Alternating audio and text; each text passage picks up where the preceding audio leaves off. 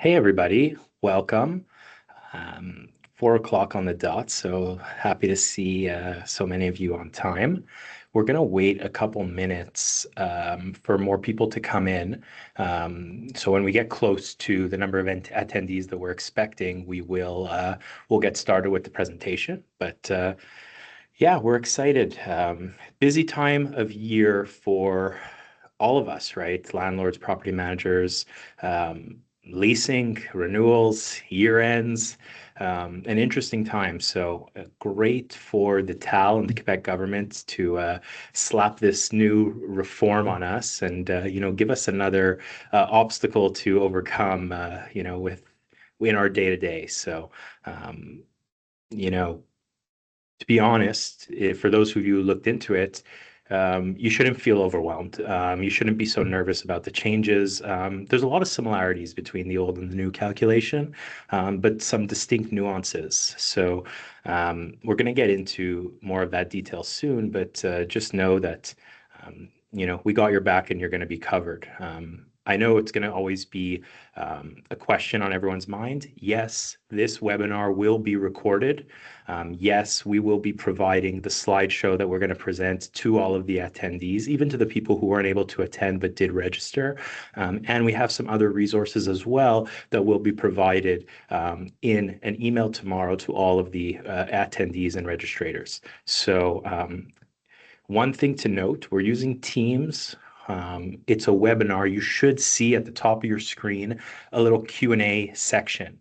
So if you do click on that Q&A, a little side panel on the right side of your screen should pop up. And if you have any questions throughout the presentation, feel free to use to start. Basically, you'll be able to share updates or start a discussion. And at the end of the presentation, we'll go over, if there are any questions, we'll go over them and, try and answer as many as we can.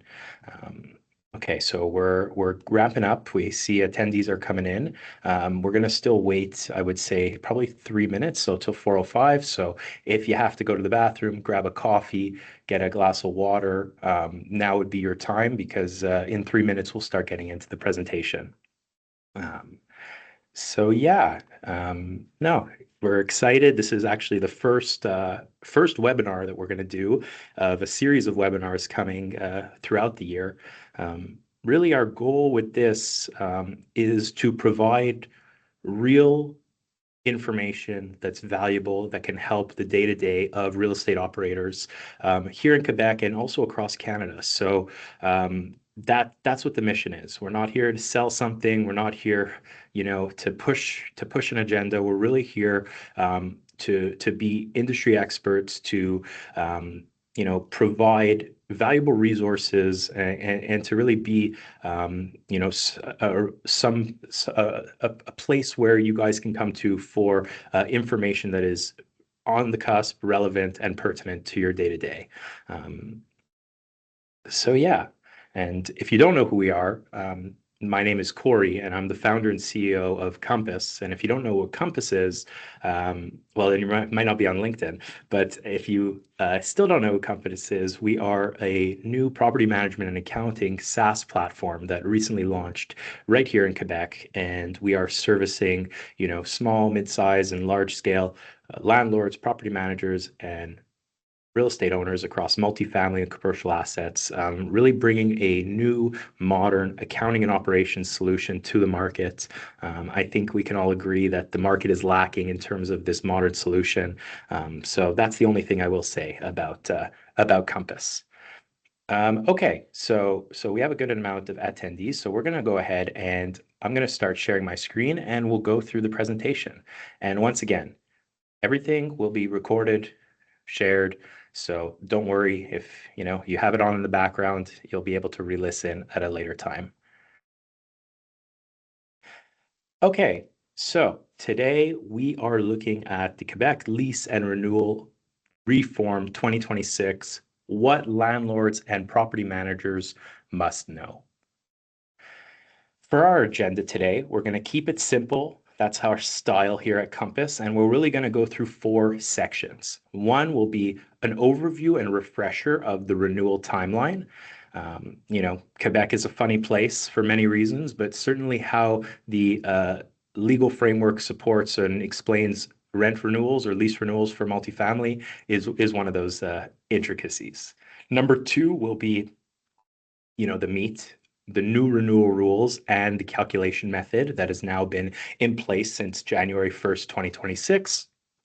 Number three is going to be a walkthrough of the TAL's recently launched calculation tool. So we're actually going to take a sample example that I've created, and we're going to use the calculator together. So we're going to go through the tool, go on the TAL website, put in our inputs, and actually explain step by step what each input and how it's impacting and how these calculations are actually done. And last, but certainly not least, we're going to share a few different resources and FAQs we'll talk. And this is really when we'll go into the Q&A. So just a reminder, you have at the top of your Teams, you'll see a little Q&A icon, a little question mark with a bubble. This is where you can actually share your questions by clicking the share updates or start a discussion. And we'll go through at the end of the presentation all of the questions. Okay, so let's rock and roll. So part one, renewal timeline overview and refresher. So for many of you, I hope that this is not new news, but it's always good to have a refresher and even better to have a resource afterwards to refer to. Your renewal delivery window and timeline will be different depending on the length of your lease. So before we start anything, we need to understand what type of lease are we talking about. And really, there are four types of leases that you could have. Bucket one or lease type one is 12 months or greater, right? Bucket two is leases that are less than 12 months in length. Bucket three is what's called a lease of indeterminate length, aka a month-to-month lease. And number four is really not a lease for a dwelling, but really a lease for a bedroom within a dwelling. So maybe you have student housing and you have individual leases per bedroom. So for a lease that is 12 months or greater, which represents the bulk of what we are here to talk about today, renewals can be delivered between 3 and 6 months before the end of the lease, right? So pretty cut and dry. And this is now where in Quebec, a lot of our leases are ending, June 30th. We're right in that window of 3 to 6 months before lease end. For leases that are less than 12 months, right? You have a 6-month lease, a 10-month lease, whatever it is, your renewals can only be delivered between 1 and 2 months before the end of the lease. So important distinction to note based on, 12 months or greater versus less than 12 months. For a lease that is month to month or indeterminate length, the renewal can only be delivered 1 to 2 months before the proposed modification. So that means if I were to deliver a notice now, it means that my increase or my modifications to the lease could only be in effect in 1 month or in 2 months from now. And for a lease for a bedroom, that window is actually 10 or 20 days before the end of the lease. So, you don't have to screenshot this. You don't have to write some notes. You'll get this copy after and you could save it, for a later time. One thing that I'd like to note is that the lease renewal is not just about rental rates. This document can be used to modify lease conditions as well as add or remove services. So one thing that we see, the top line operators do over time is implement new conditions to their lease through their renewals, right? Obviously, you can increase the rental rate, but I've seen a lot of operators actually modify conditions, right? Like modify the conditions for which payments or methods of payments are accepted. You can gradually improve and optimize the operating model of your business by leveraging modifying certain conditions to your lease renewals. Right? We've seen also modifying conditions for additional fees related to keys, fobs, replacements, or other administrative charges, and of course, add or removing services provided to the lessees, including internet, utilities, snow removal, and more. So it's important to note that we're not just looking to increase the rents, we're also looking to improve the lease conditions. So, you buy a building or you take over management of a building and none of the tenants are responsible to pay for the hydro. Maybe in your lease renewals, you say, hey, starting if you accept the terms, you're now going to be responsible to pay for your own meter, right? This is a very important nuance to understand, and most people don't actually use this in their renewals. Okay, now let's get into the complexities of the Quebec renewal system by reviewing the timeline. And in this example, I'm going to take a renewal that I am actually going through all of the steps and talking about, what are my timelines, what are my responsibilities, etc. So let's assume that on February 15th, we prepared a renewal document with a new rental rate and modifications to the conditions of this lease. Okay, but it's not good enough to just prepare it. We actually need to deliver it. And in order for the delivery to count, we need a formal proof of delivery.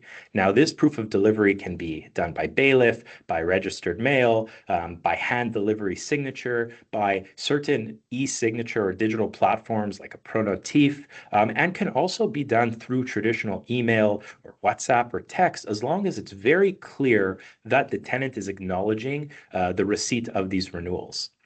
So let's assume that on February 18th, the renewal has been delivered with a proof of delivery. The lessees now have 1 month to respond.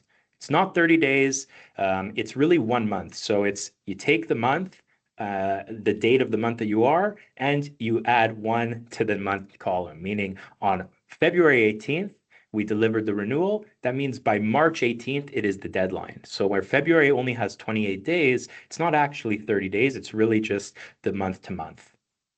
So by February 18th, we deliver. March 18th is the deadline to hear back from the lessees. If the lessees do not give a response, then these modifications to the lease, including the new rent rate, the new conditions, are tacitly accepted or automatically accepted and put into place. So now let's say on February 25th, they respond. They want to stay in the dwelling or the unit, but they don't accept the terms that you propose. A new 1 month clock is now starting. And now you have from 1 month of that date to that's your deadline to file with the TAL for fixation of rent, right? So you'll see February 18th to March 18th, they answer the 25th. You now have March 25th to either negotiate and make a deal or file for fixation of rent. So we say, we want to print, we want to deliver, we want to wait for the reply. If there's no reply, it's tacit. And if there's no the tacit, then we go to the TAL. And I'm right here. Most likely what we want to do is we want to make a deal, right? There's a lot of negotiations. Any renewal that is agreed upon by landlord and by tenant, that's the deal, and that's going to be accepted at the TAL. So our window to make a deal really is from the date that we deliver till the deadline we have to go to fixation of rent, so February 18th to March 25th. Okay, now that we got out the things we should already know, let's go through new rules for the renewals and the new calculation method. So let's compare for a second and understand the old method and look at what the new method is going to be. So in the old method, we used to take expenses for operating the building, taxes, insurance, electricity, gas, professional fees, management fees, services for the entire building, services for specific units, CapEx for the entire building, CapEx for specific units, right? You had to really have all your expenses and you had to keep track of a lot of records to make sure that if you, whatever you put into the calculation, you could defend if ever you went to fixation. How it's different in the new method, a couple different ways, but really we're going to look at the now 5 buckets or 5 elements to the new calculation. One is going to be a CPI rate.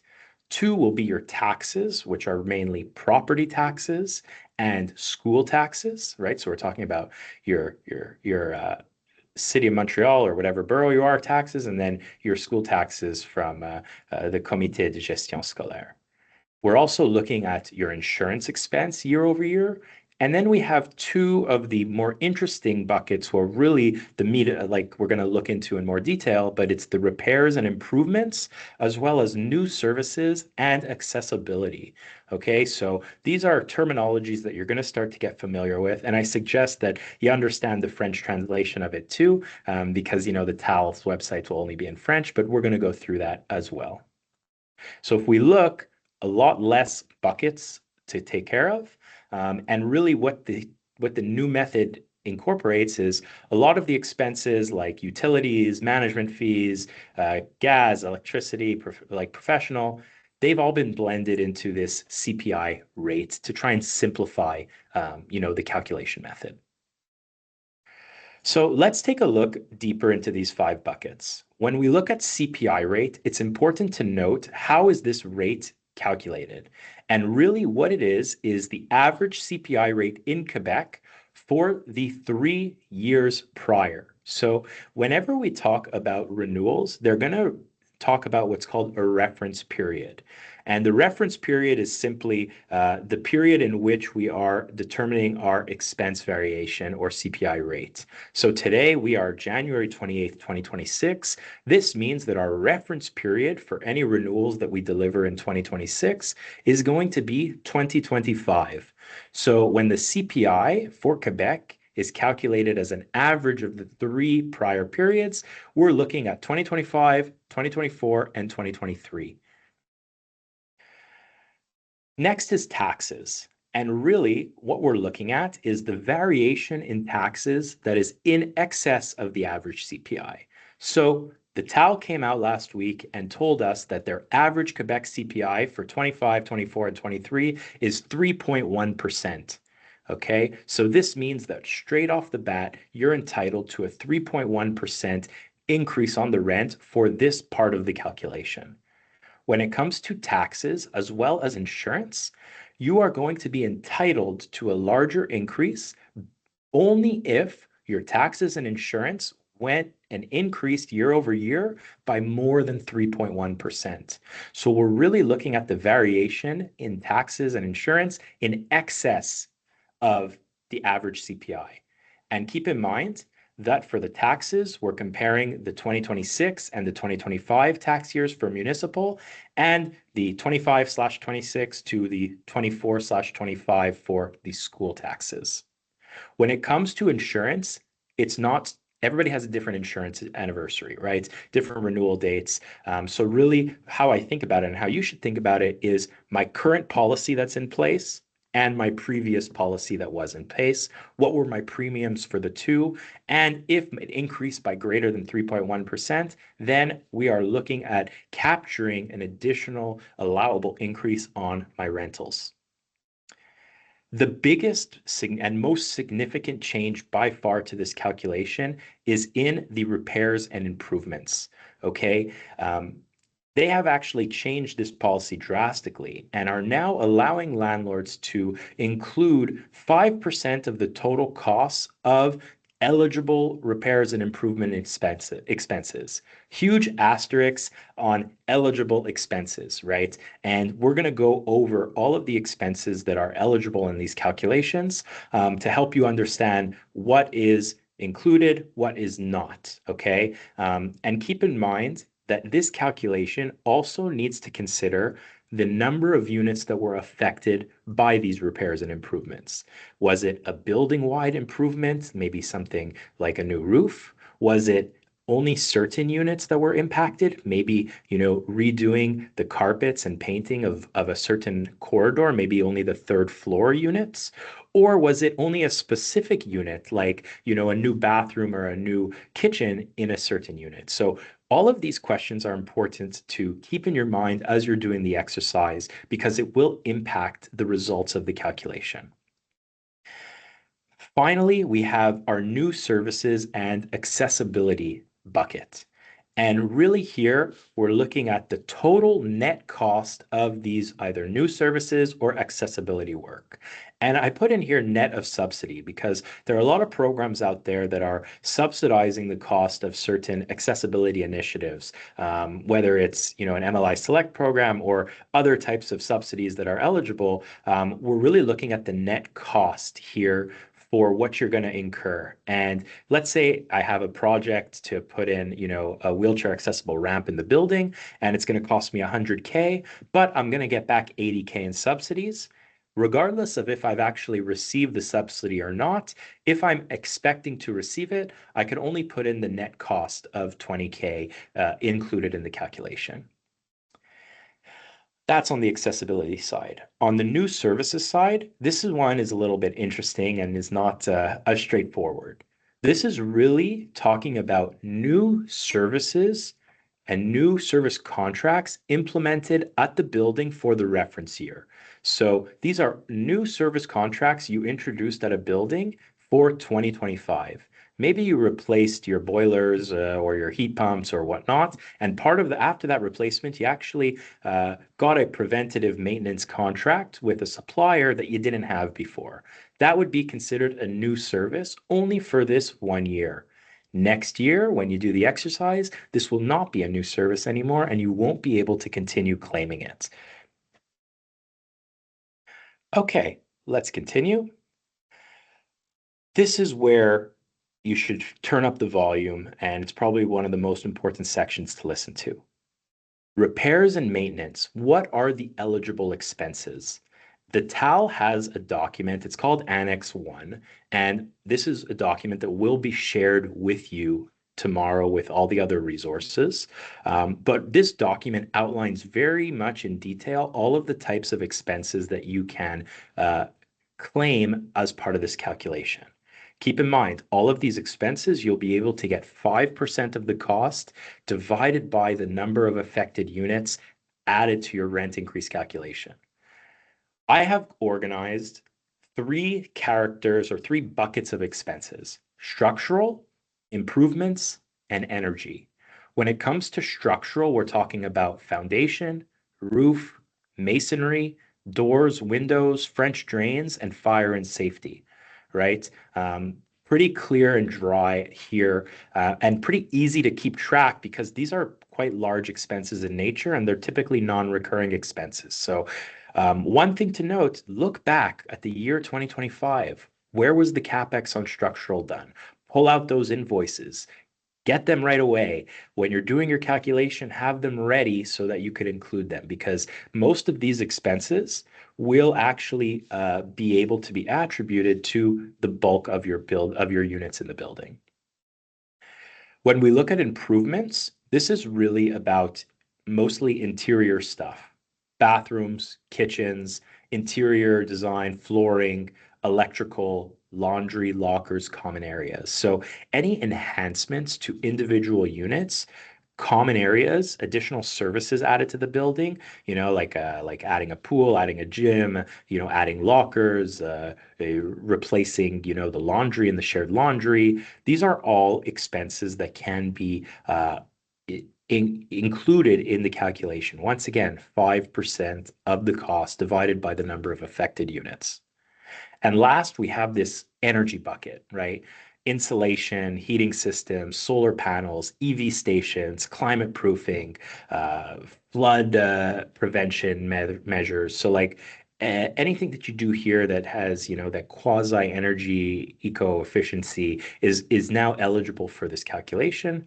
Here, keep in mind, once again, it's going to be net of subsidy. It's going to be the hard costs of it, not the gross costs.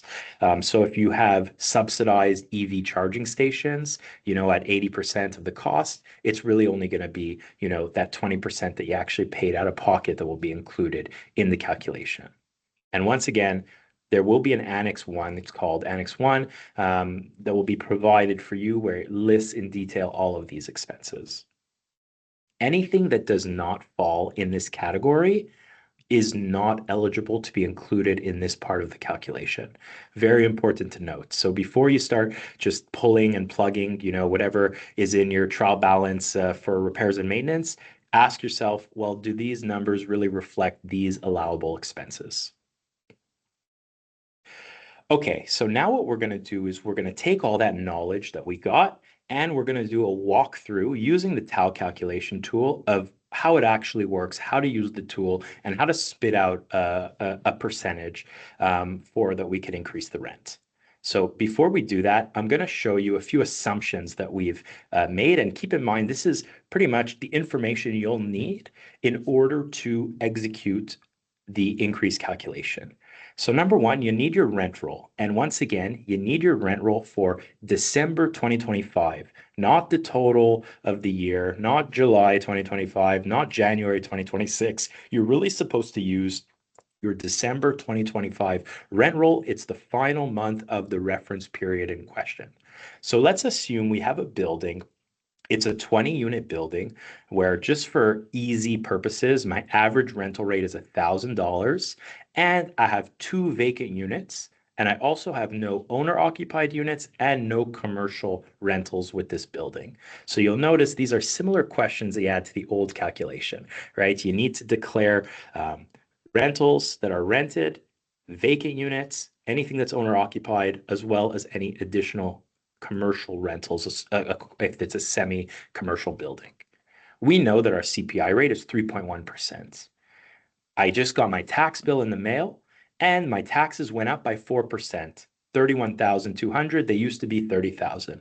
My school taxes, they're 4,120. They used to be 4,000. And my insurance, the insurance, it's crazy. It went up 5% to 8,400. As far as repairs and improvements, I wanted to keep it simple. I did some structural work for 75,000, and I did one unit renovation for $20,000. As far as new service contracts added, in fact, I did add a new HVAC contract that had a total cost of 3K.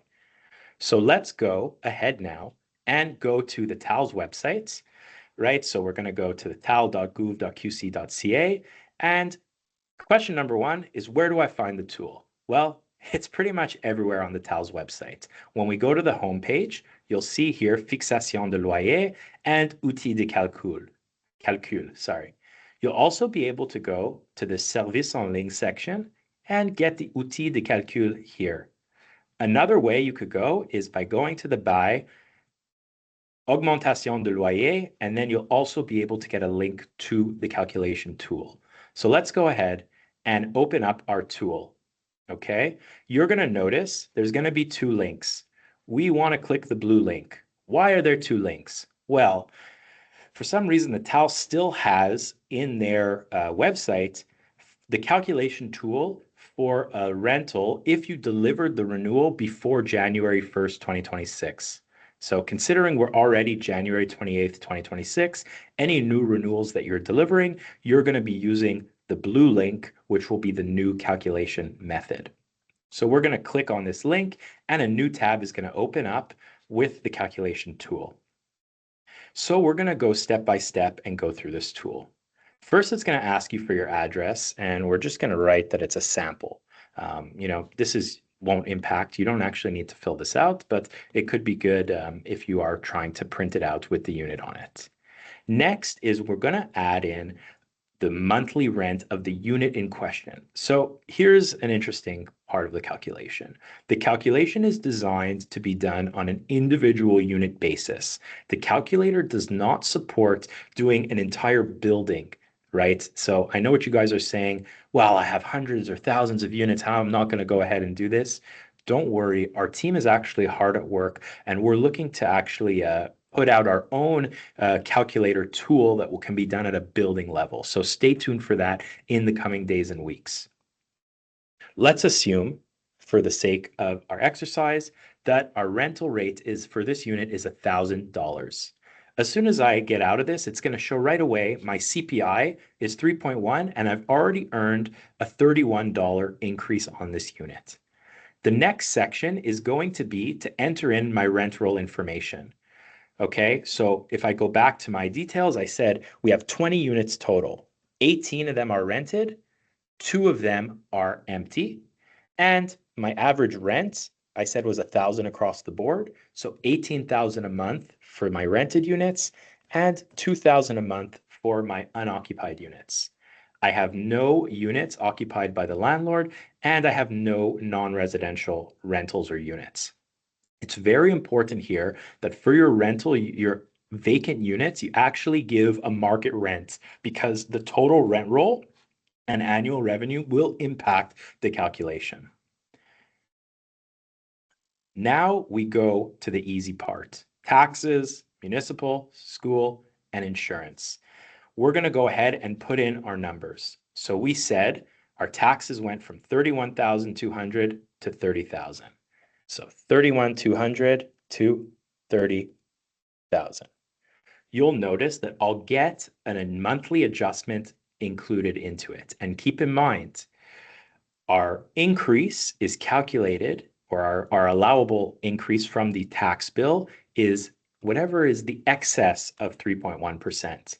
My taxes went up by 4%. So this number is really 0.9% times my tax bill divided by 12. Divided by the number of units and then divided by 12. For my school tax, I'm going to do the same thing. I said that my school tax went from 4,120 to 4,000.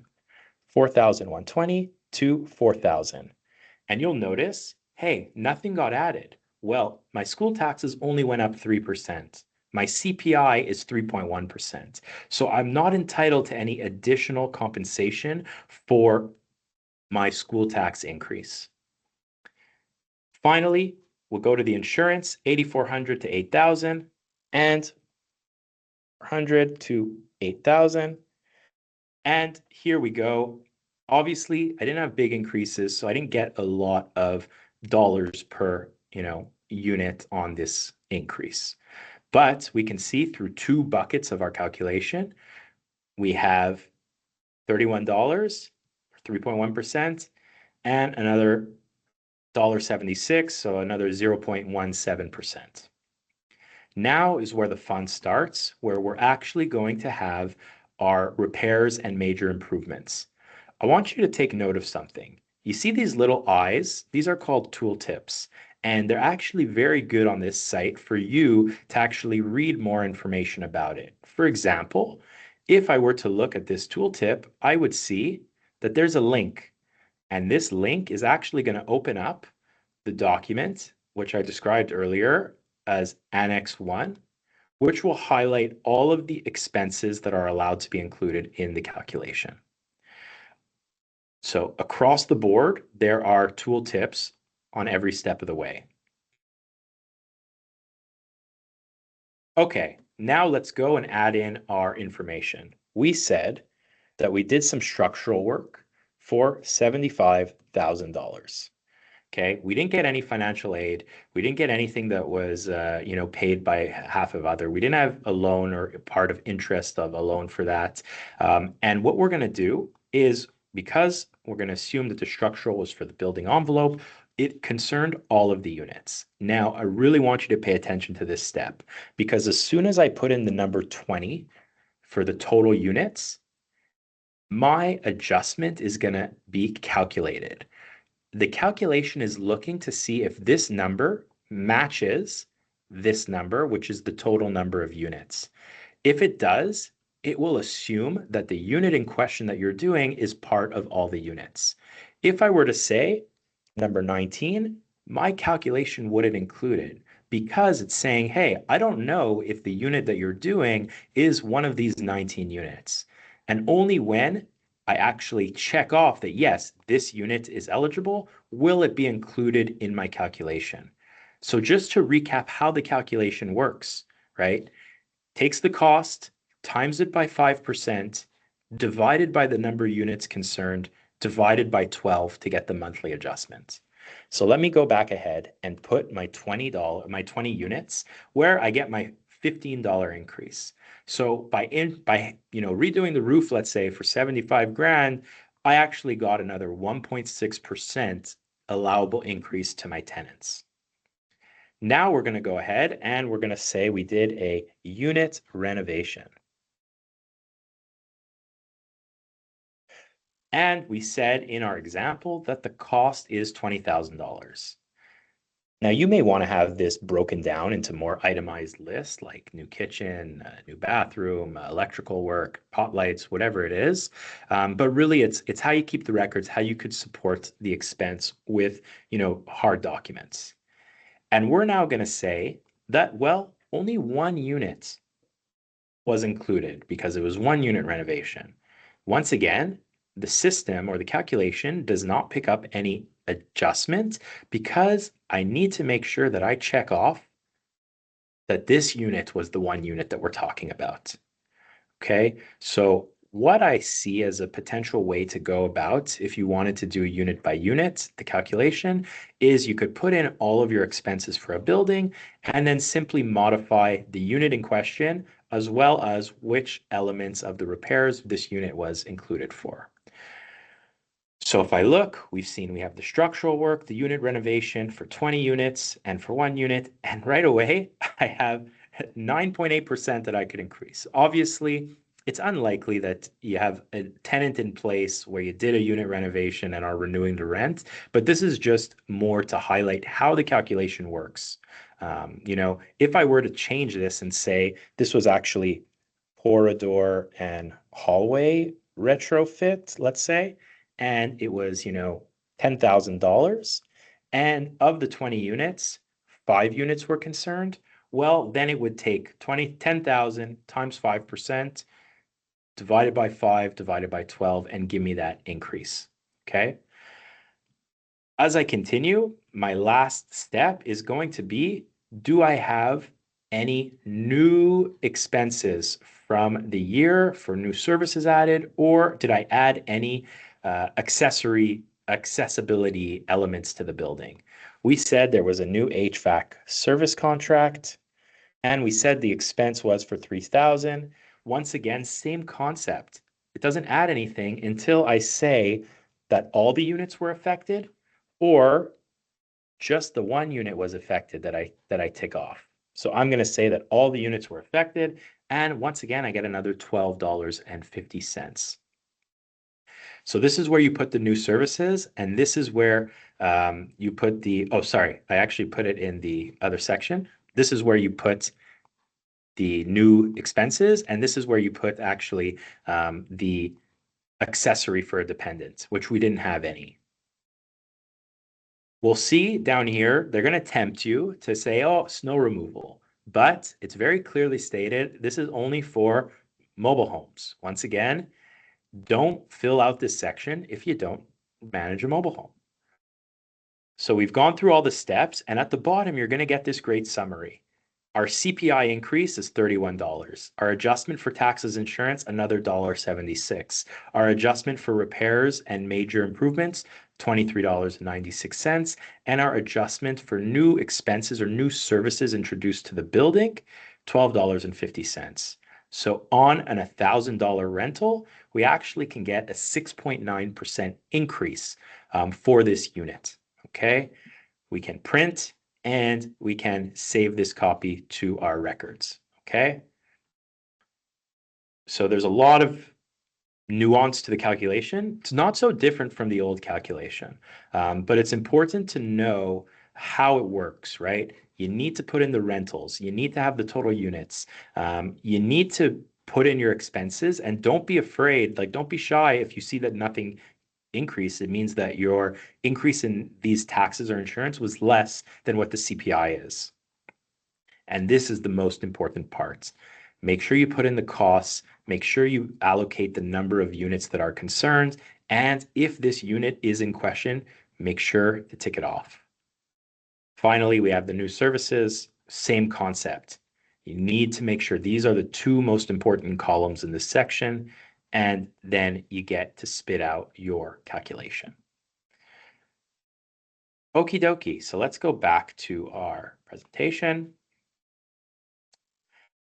And now we're down to the last section of our exercise where it's really resources and FAQ. So we've put together a list of URLs that can be relevant and helpful for you. Number one is what we saw, being the TAL calculation tool. Number two is actually the renewal document downloadable template from the TAL. So if you click on this link, it'll actually bring us to a page where you can actually download the rent renewal form directly from the TAL. Okay.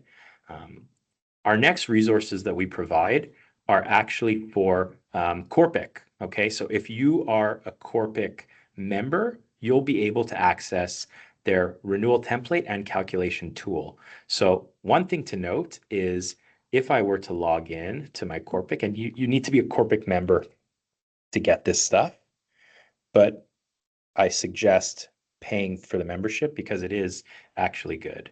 One thing you'll notice is when you go to this page, you'll see a big warning, okay, that the calculation tool for 2026 is not yet ready. So don't go and do it because it's not yet available, Okay. I think that it is coming in to effect in the next week or so, and I will update everybody who attended the webinar.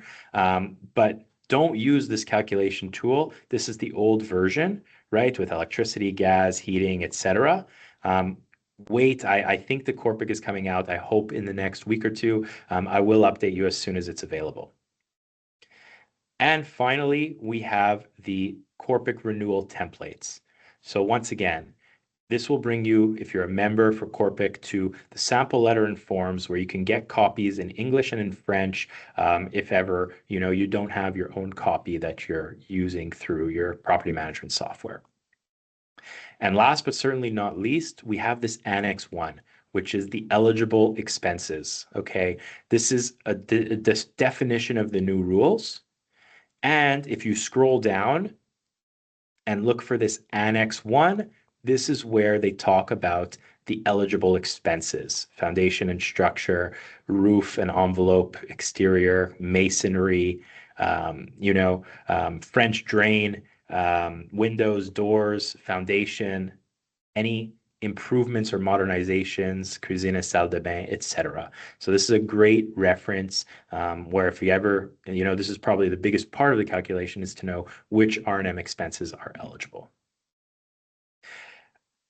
And these are the resources. So thank you guys very much. I hope that this webinar shed some light, gave you guys some confidence, and some deeper understanding into how the calculation works. And, we have a little bit of time, so I will take a look to see if there are any Q&As.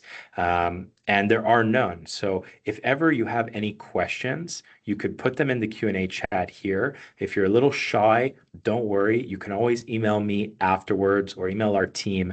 We are happy to continue to provide information and support on this topic. So with that, we thank you guys for attending. It's great to see so many of you here in the chat, or not in the chats, but in the webinar. And like I said, this will be the first of many webinars that we're going to do throughout the year. And we're going to do things as new information and new relevance comes in. So stay tuned for more information to come from Compass, from myself, and from our team. And thank you again for attending, and we wish you guys good luck in your leasing and renewal season. And yeah, thank you and have a great afternoon.